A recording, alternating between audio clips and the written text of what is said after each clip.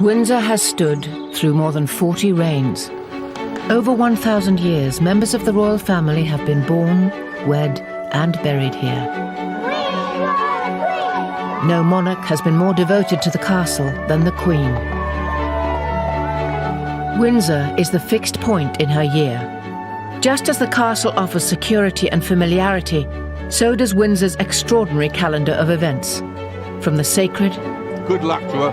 I hope she finishes second. We're racing. ...to the less sacred. For the first time, cameras have been allowed to follow all the Windsor seasons, the time-honoured public ceremonies. Sun beating on your head, sweating, really hard. Forecast snow. And the private family occasions. It's quite a large group, isn't it? We are a bit lost. Yes, we are a little bit lost. Beyond the tourist trail and the public gaze, the Windsor calendar also governs the lives of those who live and work here, the people who make it all happen. OK, come on, through the shop, we haven't got time. There you are. This is the place the House of Windsor calls home, and these are the rituals and events which form the framework of the royal year.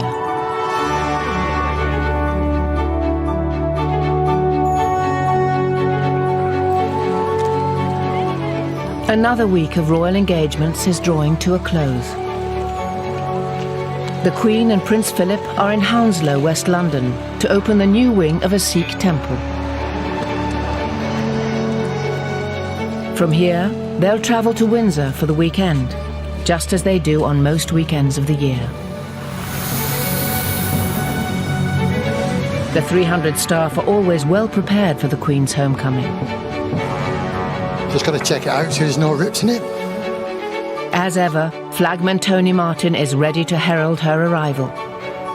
It's an interesting job, and there's not a lot of people can say they're the flagman for Her Majesty. I met the Queen when we got our Christmas presents, and I actually tell her, she said, "Oh, you're the flagman, are you?" So she knows who I am. Some of the conditions have been really bad. Force 10 gales, rain, snow, ice, get all the weathers.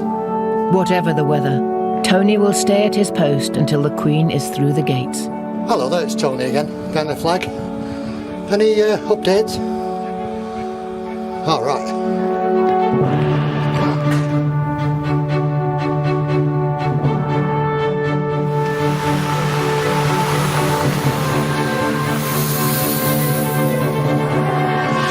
She's here now. This is, above all, a living castle, not a museum. Through childhood, war, and more than half a century on the throne, the Queen has always found Windsor to be a constant through changing times.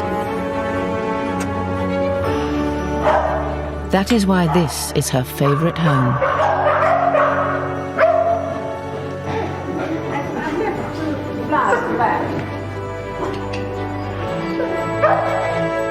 It's nice having the boss back. It is home to her. Every generation continues to have its own ideas about the place, not least Prince Philip. The original beds were rather sort of complicated, and they didn't seem to fit very well. And so I got an artist friend of mine, and together we made a model of this, of the whole of this, and tried various arrangements on it, and eventually settled on this sort of cartwheel thing with, these are all rose beds, which makes it, in a sense, relatively easy to manage. And different colours, but they sort of match each other. And then they built a pergola there because there's the orangery, which was unused, it made a swimming pool in it. We used to have Christmas here. It was very popular with all the young. It still gets used. You ever use it yourself, sir? Yes, I use it, yeah. Easter, and Windsor's royal year begins in earnest. Most of the Queen's family gather to spend the long weekend together and attend Easter Sunday service at St George's Chapel. Windsor's royal cycle begins once again. In our early years, the whole of the year was dominated by school holidays. So in practice, what we did was we came here for the Easter holidays, and we still do. In many ways, it works quite well because our children, knowing the routine, tend to come back for holidays, and the grandchildren get brought with them. And so it forms a nice kind of annual structure. For the next few weeks, by tradition, the Queen will conduct all her daily official engagements not from London, but from Windsor, during what is known as Easter Court. Today, the light cavalry are on parade in Windsor Great Park to receive a royal warrant from their Captain General. Windsor and the horse are inseparable. It's here at Windsor that the Queen trains and keeps the horses which she and her family ride. And 1, 2, 3. Terry Pendry, the stud groom, is in charge of all the Queen's horses at the castle. When she's down here with her horses, she is probably at a more relaxed state. And we, as her staff, must never forget that she is the Queen. And the right terminology is Your Majesty, and that's how we greet her in the mornings. Good morning, Your Majesty. Thereafter we call her Ma'am. Whenever the Queen rides here, Terry is never far from her side. Nothing goes on in his world without it reaching the highest level in the land. Right through to conception, right through to retirement, Her Majesty knows every single one of her horses and ponies. Not only does she know her parents, but their grandparents and their great-great-grandparents.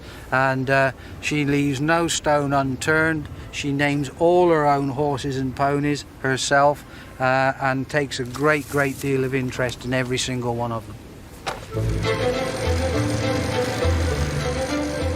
By early June, the Windsor seasons are moving on. No castle ritual is more colourful or ancient than Garter Day. The castle must be at its decorative best.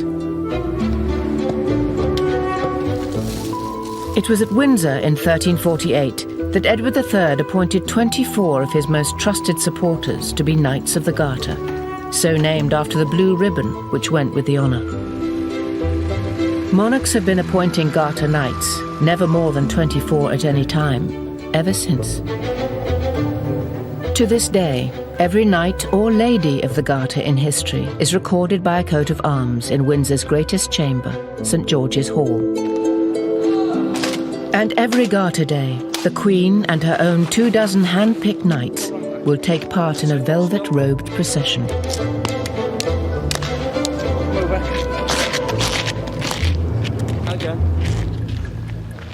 Getting it right is the responsibility of the Queen's Master of Ceremonies, Colonel Sir Malcolm Ross. Right, gentlemen, the Queen is coming down the stairs. The Garter Knights are in the hall. He is a firm believer in the wisdom of rehearsal.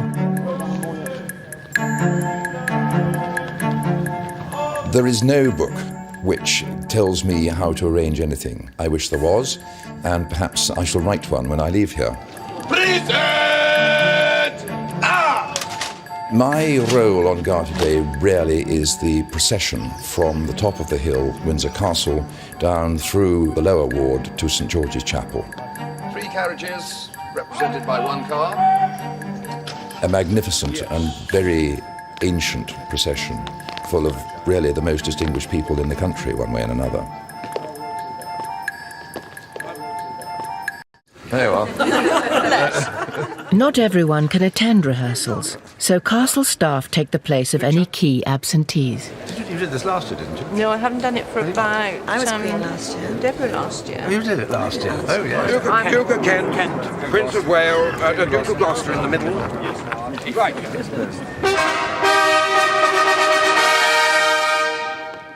No role is more prized than being Queen for the day.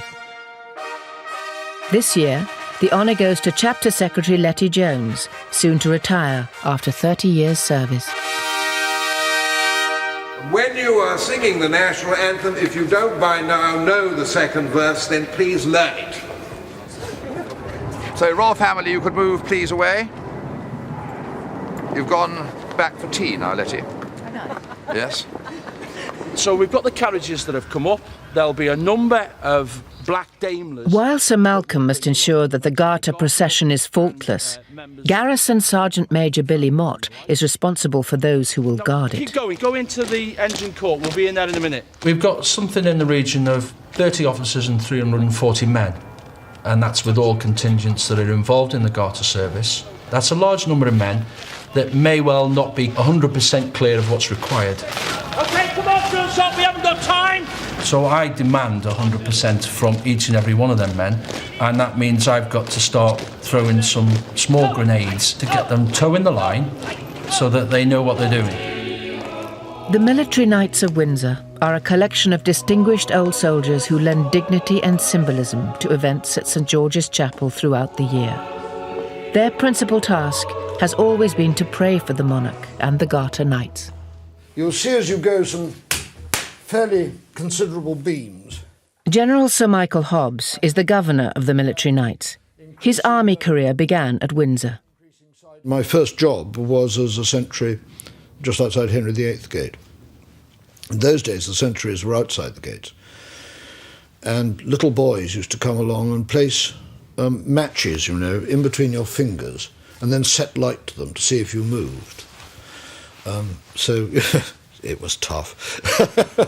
The Military Knights live inside the castle walls in a terrace of narrow houses with as many flights of stairs as rooms. Up a series of hardwood log stairs, as it were. It's hardly ideal accommodation for retired officers, some in their 80s. When someone rings the doorbell and says, "Can you come and see me?" it is 79 steps down before I actually get to them. And worse still, if they then want to go to the office, it's another 79 steps up. Garter Day dawns. It's a spectacle which always draws huge crowds, even if it means a long wait in arduous heat.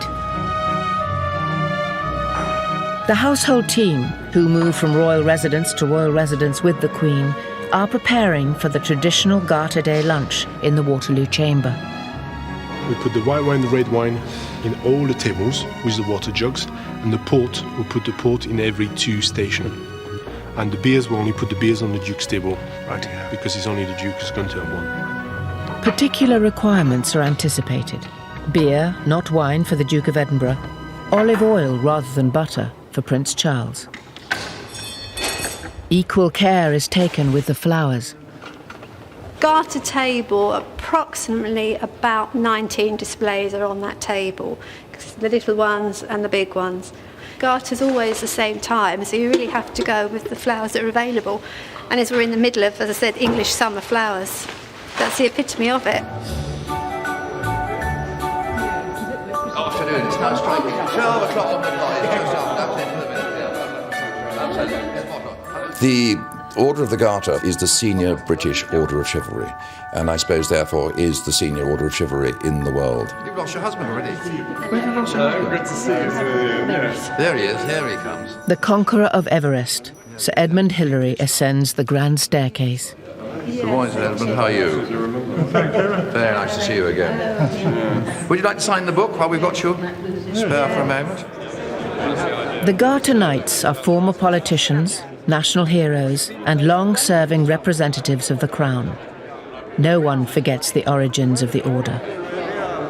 There's an enormous amount of tradition in it, and I think it's a great mistake to just deride tradition. I think tradition is quite important in a country, and of course personally it's a great honour because it's the Queen's own decision. It isn't like the honours list, which is done by the government and so on. It's but the Queen's own personal thing, so it's a great compliment. The Garter robes are brought out of storage. Each knight will process in a velvet mantle and cap with an intricate arrangement of heraldic emblems. Barely visible will be the garter itself, worn below the left knee, and inscribed with the motto, "Honi soit qui mal y pense," shame on him who thinks evil of it. Jeremy Bagwell-Purefoy prepares the regalia. They're Garter colours, most of which have just been valued at about £250,000 each. That is the badge of the Order of the Garter, which is St George, and is actually known as the Greater George. And this one's the Duke of Abercorn's, and that's actually the oldest one we've got, about 350 years old. The last batch to be made was made about 100 years ago. They made 5. In the lower part of the castle, the other band of knights are making sure their kit is faultless. Right, are you ready to put this on? Absolutely. Have you got your bonnet is here, is it? Bonnet is there, yeah. The military knights will lead the procession. On a hot day such as Garter Day, the middle of June, it can be very, very uncomfortable. We're in the uniform, I think, somewhere between an hour and a half, 2 hours. You're all right, Peter. Stand still. Stand still. Okay. Then I'll adjust. One of the older military knights is Major Peter Bolton. He fought in Special Forces units across Europe in the Second World War. Okay. Yep. Smart as a button stick. Okay, I was going up in Garter, last Garter, coming up the hill there, jam-packed with people. Absolutely. And I was trying to find my way through. And I said, I'm an old veteran, medals are getting me down. And they parted absolutely. Everyone is seated punctually in the Waterloo chamber. The Queen does not like long lunches. Because the guests are usually the same, the Garter seating plan is rotated so that no one sits next to the same person more than once every 10 years.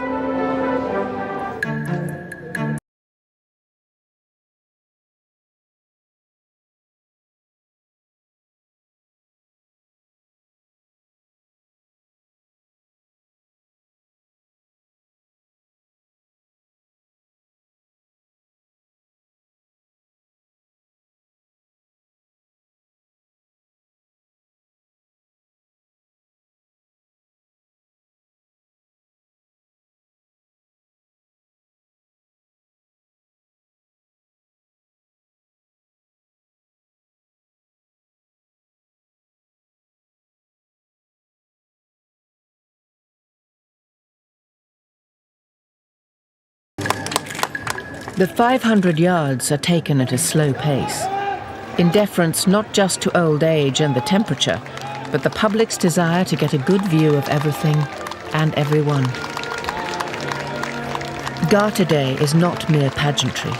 It goes to the heart of the English identity. When he founded the Order of the Garter here, Edward III chose St George as its patron saint and renamed the chapel St George's. It was for this reason that St George went on to be adopted as patron saint of England, his red cross its flag. Windsor, Garter, England, St George, all bound up in this one occasion. Another ritual in the royal cycle has been observed. 6.5 centuries after its foundation, the Order of the Garter has been honoured for another year. It's a nice piece of pageantry, which I think a lot of people enjoy. It looks, I mean, rationally, it's lunatic, but I mean, in practice, everybody enjoys it, I think. In 1711, Queen Anne established racing on the heath at Ascot, a village on the other side of Windsor Great Park. Nearly 3 centuries on, the 5 days of Royal Ascot attract well over 300,000 people each year.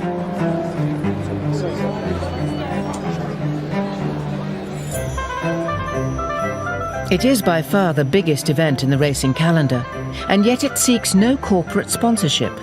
It doesn't need to. At the Royal Mews, the Windsor Greys are preparing to put on a show too. Philip Barnard Brown will be riding with them. They certainly know it's different than normal, and I think once we turn them around here and start to harness up or saddle up, there's a certain amount of expectation there also. So yeah, they do sense it. The coachman and outriders receive the list of occupants for each carriage. It's a local tradition for school children to come out to greet the Queen.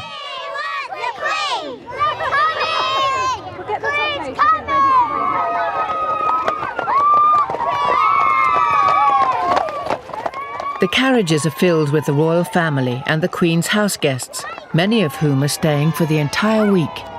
The racing gives all the guests something to do, because you know what it's like if you have a weekend or a week. People, if they wander about nothing to do, they become a nuisance. But that is a very...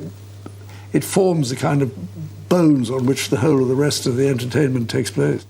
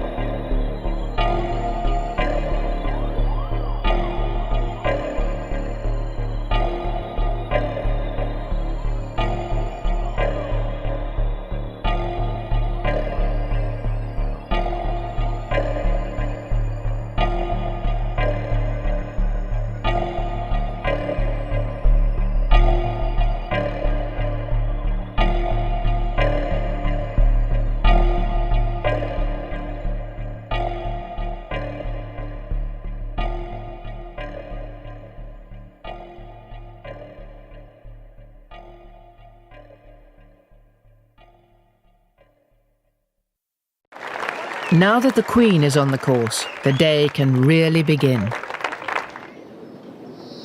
The Windsor Greys arrive home. It's been a long day for all those at the Royal Mews. It's a 9-mile ride each way. We've done it in just over 4.5 hours today. Yeah, it's hard work. We all sleep well in the evenings this week. He's yawning, he's tired. Was that hard work, mate? Was that hard work? Another day. And for the Queen, the most exciting of the entire meeting. She has a runner in the 4:20. Having taken one last look at promotion, the Queen returns to the royal box. Her trainer, Sir Michael Stout, is cautiously optimistic. You know, we feel he's got a good chance here. Our slight concern is the ground, but she's well aware of that. You know, the Queen is a breeder. She's got a wonderful database of all her families, and she knows the score. He won on sort of good to soft ground last time and really enjoyed it. Does it put you under any pressure? Do you feel a little more nervous than you would at any other race course? Well, we've done our best, and obviously it means so much, not just to her, but everyone else, that yes, it makes you a little bit more edgy, to be honest. Towards the turn now, and out in front is Tuning Fork on the inside of Yolandi. They're still falling in front of Red Fort, followed now by Promotion. Promotion on the outside moves up. Red Fort though has taken the lead. Red Fort has gone for home now. Promotion coming under pressure, followed by Blythe Knight, and further back is Bone Crusher, but Red Fort has skipped away. Second is Promotion. The gamble was foiled. Not quite the happy ending the crowd had hoped for. And how will Her Majesty have regarded that? I watched the race with her. Oh, totally realistic. She knew when they turned in we weren't going to win, but she was satisfied with the performance. Yeah. Duties! Turn! Stand! Easy! More sober rituals are being played out by the resident garrison who guard the Queen and her castle. By the left! Quick, march! For the next few weeks, it's the turn of the Irish Guards, recently returned from Iraq. I chose the Irish Guards because I come from Ireland and because I've had family in them. It's something that I wanted to do since I was 16 years old when I was at school, rowing on the river, and I had this idea that, I think the first thing was that I always thought you'd be fit if you stayed in the army. Captain Alex Cosby attended school just down the road from here, at Eton. Another local recruit from nearby Slough is Guardsman Mark Hanson. Left school, done nothing at school, like went and worked on my dad's fairground, like travelling all over the country. Fancy doing something better. The Guard itself is really very ceremonial. It's tradition. It's showing off the tradition of the army. It's a tourist attraction because everyone wants to see this thing that is famous. At the same time, we do have that function of protecting the monarch when she is in residence. It is a privilege and an honour to guard your monarch. Yep. Frontline security is a police affair, but the guards do their bit too. Their 2-hour sentry shifts, known as stags, may be mind-numbing, but they're not without their perks. But when you're standing on sentry, women come up to you, they stand there and you look at them like that and you think, oh.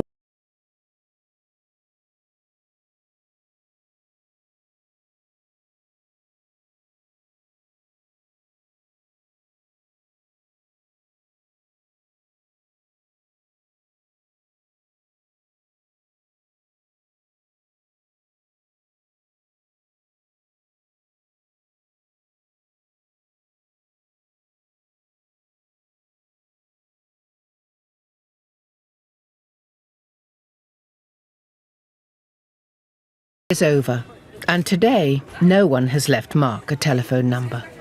It just goes on and on and on. Your knees hurt, your feet hurt. That's all part of the job, like. Do you find it easy to keep a straight face, Mark? No. Of course I don't. What do you think about whilst you stood there? Think about the 3-week leave we got coming up. We go RB for 2 weeks. With August, the Windsor seasons move on, and the royal family depart for Balmoral. There is no holiday, though, for the Queen's Castle. The visitors are still pouring through. And out in the great park, there's a harvest to be gathered. The governor of the castle is Air Chief Marshal Sir Richard Johns. When the royal family are away, Sir Richard is king of the castle. The castle exists to do a number of important functions. It is a working castle. This was taken in July 2002, and this photograph shows the working population of the castle. There are something like 160 people who actually live day by day within the castle walls, and there is a great feeling of community spirit. When the gates shut, Windsor's extended family come out to play at one of the governor's summer barbecues. Special burger in the Is this the best one? They're the very best. Quite clearly, the role has changed over the years. I mean, initially, this place was a fortress, and I guess my role, from being a sort of military supremo, has gradually evolved into the appointment that I now fill, which is formally as the Queen's representative in the castle. That's my job done. Tonight, bad weather has done nothing to dampen spirits as other members of the community help out. Stud groom Terry Pendry wears a favourite outfit. It's the best shirt I own. Barbecues and things like that, of course, yeah. It's the right shirt to wear, isn't it? As a busy, living institution, Windsor cannot afford to let time stand still. This is a place which operates on punctuality. The timekeeper is Steve Davidson. He is the castle clockmaker, but his task is not to make clocks. It is to look after the 450 already in existence. I don't like it when you've just got dead clocks sitting around. I can't stand seeing clocks just not doing anything. Clocks are definitely a sort of cheerful thing when they're ticking along. I mean, if you listen to it now, it's quite a cheerful sound. There couldn't be a nicer job for a clockmaker. Within the castle, there's some of the finest clocks in the world. The variety of clocks is enormous.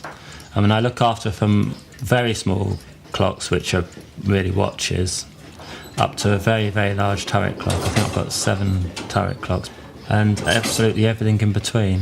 Hello, Jim. How are you? Fine? There's clocks in nearly every department, so I probably know more people in the castle, more rooms than almost anyone. One of the lovely things about Windsor Castle is because it's a royal residency, it's a home, it's alive and it's working. Everything in it works, and I can't imagine Windsor Castle any other way. Well, it's clock changing day. Autumn brings a monumental task. The clocks must go back an hour to mark the end of British summertime. Steve has to change every single one across the entire Windsor estate.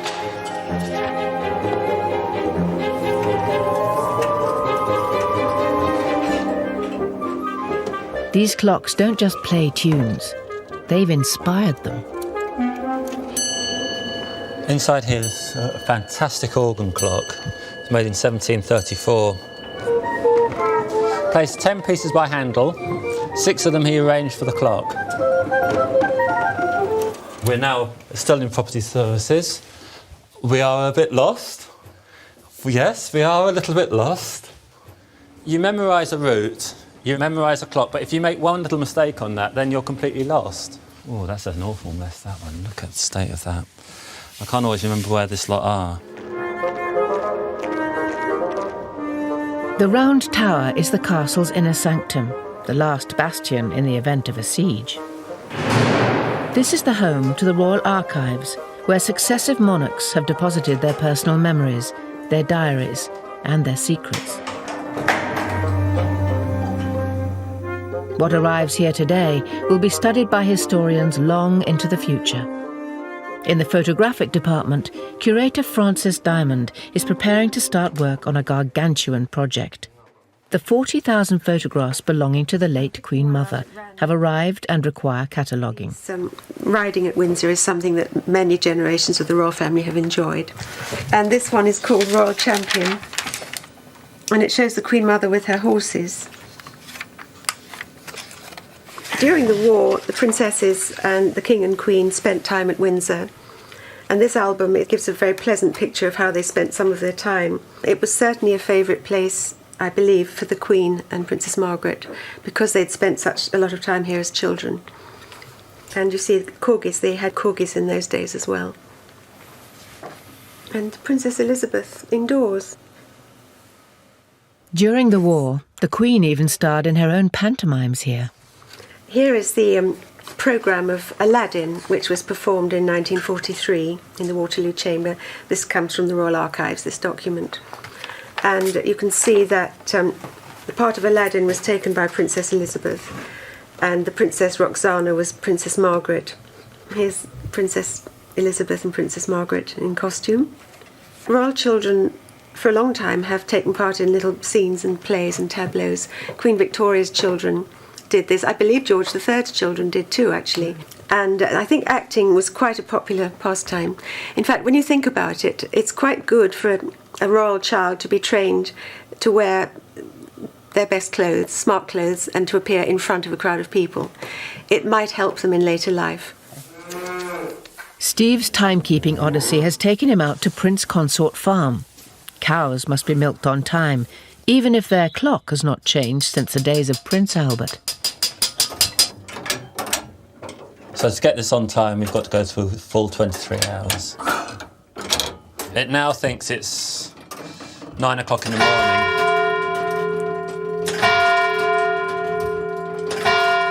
For most people, it's a little bit of a nuisance. They've just got to remember their clock. For me, it's a big nuisance. It takes me around about 16 hours to change all the clocks, and I work through the weekend. Well, this is all part of the castle. I tend to think of the home park as almost like the garden. Pulling over here.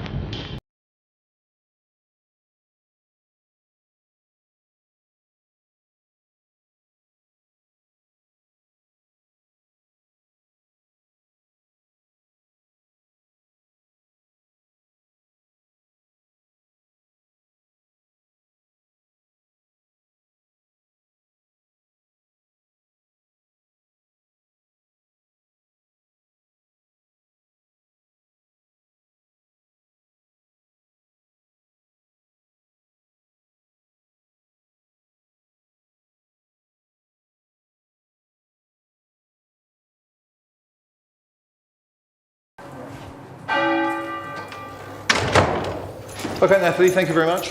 Like clockwork, the public parts of the castle are closed at 5. Steve is still trying to turn back time as darkness falls. This is one of my favourite parts of the castle. All the clocks in the kitchens are left purposely 5 minutes fast. The punctuality in the royal household is important.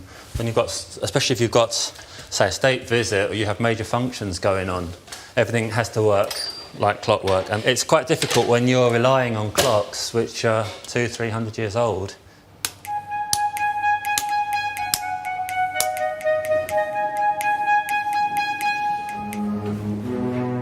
By late evening, the Queen's castle can be a lonely place. Beautiful French clock. I really like these large buhl ones.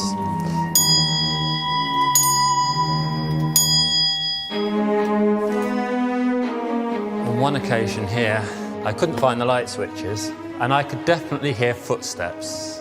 I don't know if it was my overactive imagination, but I didn't feel very alone. It's the same time of year, and I stood there putting the clock forward. They look like light switches. I usually do this part of the castle in daylight.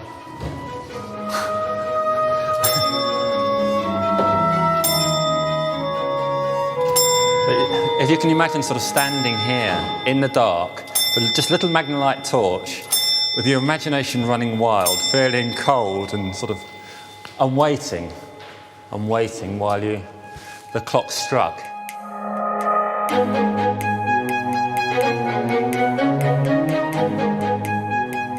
I normally work through, when I'm doing this, I normally work through to about 11:30. Aha, the light. There you are, the great clock. This is the main turret clock for the quadrangle.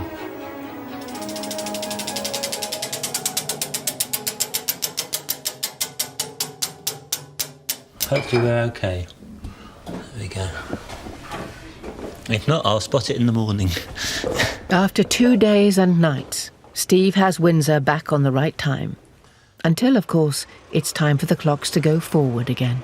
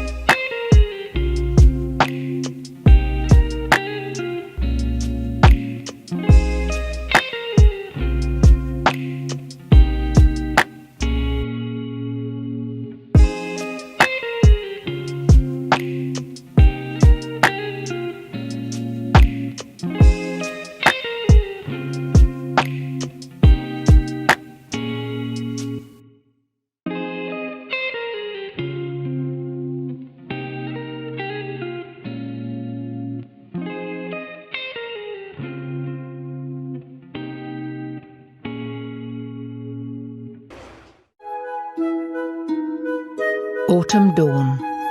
Stud groom Terry Pendry always likes to beat the overnight Heathrow air traffic to the tranquility of the park. Beautiful morning, the sun's just starting to rise. I've had probably about another 10 minutes. Often this time of the morning you hear the dawn chorus. Depends which way the wind's blowing, but the dawn chorus this morning are the Branson birds and the British Airways migrating in from the Americas. This is the largest lived-in castle in the world. The rest of the world come in on those tin cans to see what we've got here, you know. Tradition and history.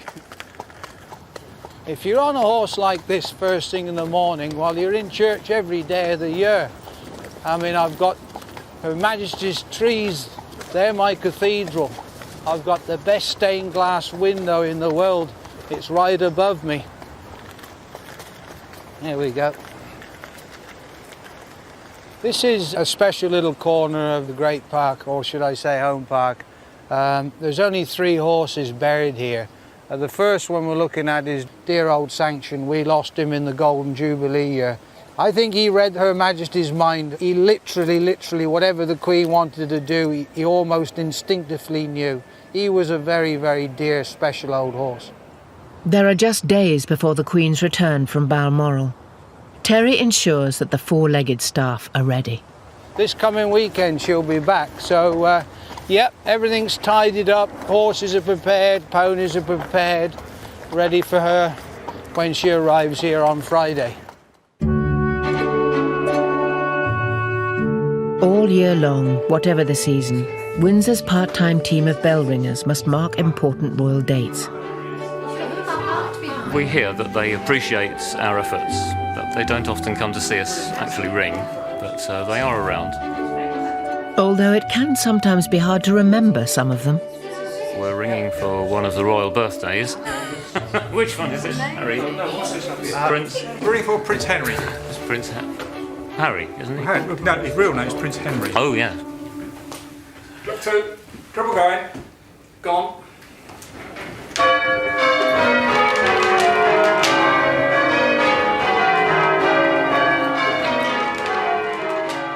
This year, though, the Queen's autumn return is overshadowed by a death in the family. Princess Alice of Gloucester, the Queen's aunt, has died at the age of 102. She was the longest living member of the family in history. Windsor Castle Guard. On the eve of her burial, she returns to the family fold.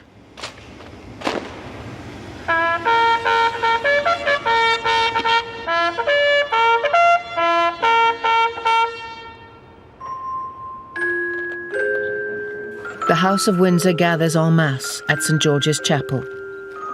This will not be a state occasion, but a private funeral for a mother and grandmother.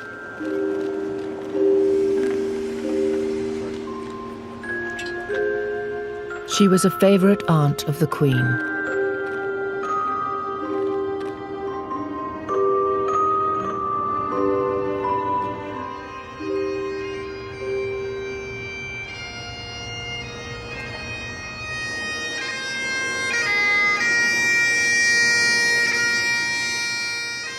Princess Alice's son, the Duke of Gloucester, leads the mourners. A bearer party from the King's own Scottish borderers carry their former Colonel-in-Chief.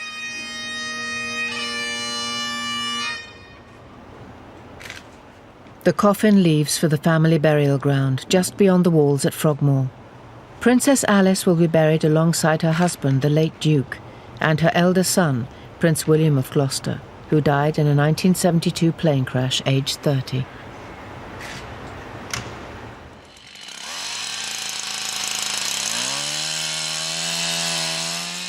December in the Great Park. It is time to gather the great Christmas tree. This one will take pride of place in the state apartments.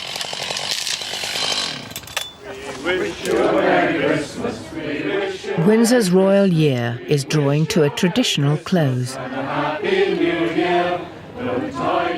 The more tuneful castle staff are out in force. wish you a Merry Christmas and a Happy New Year. If you'd like to sort of come in from that end and just file all the way down, we can keep you dry. Well done. The carol singers know just what to sing as they arrive at the stables to greet the Queen's horses.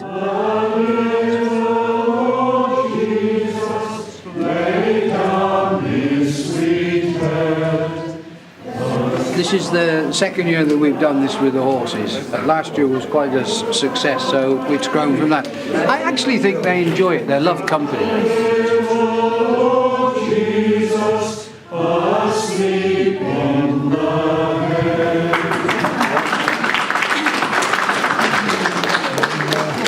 It's just for our little community. It's kind of the end of the season, ready to start the new one. Thank you very much. Stud groom Terry Pendry refuels the singers and sets them on their way. Someone else is expecting them.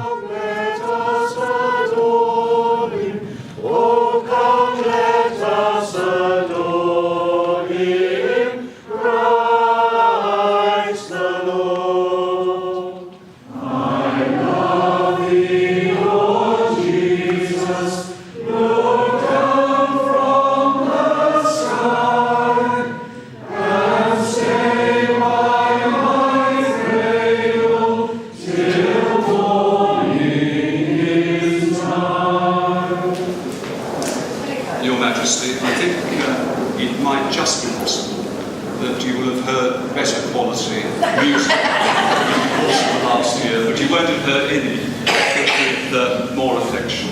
We've come to wish you and the family a really happy Christmas and every blessing in 2005. Oh, that's very kind. Thank you very much.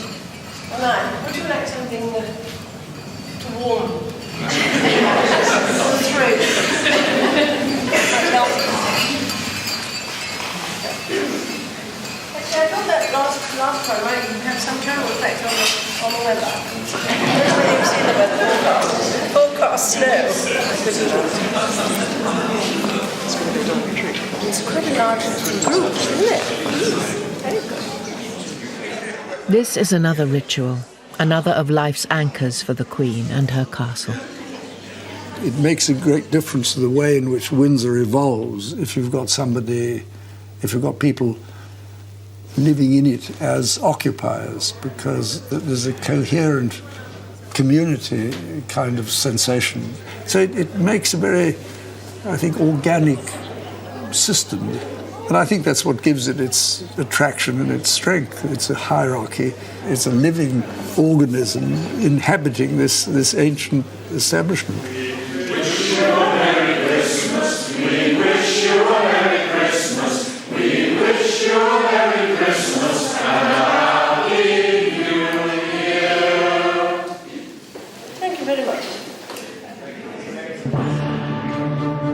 Whatever surprises the new year brings, Windsor will always be here for the monarch who has loved it more than anyone.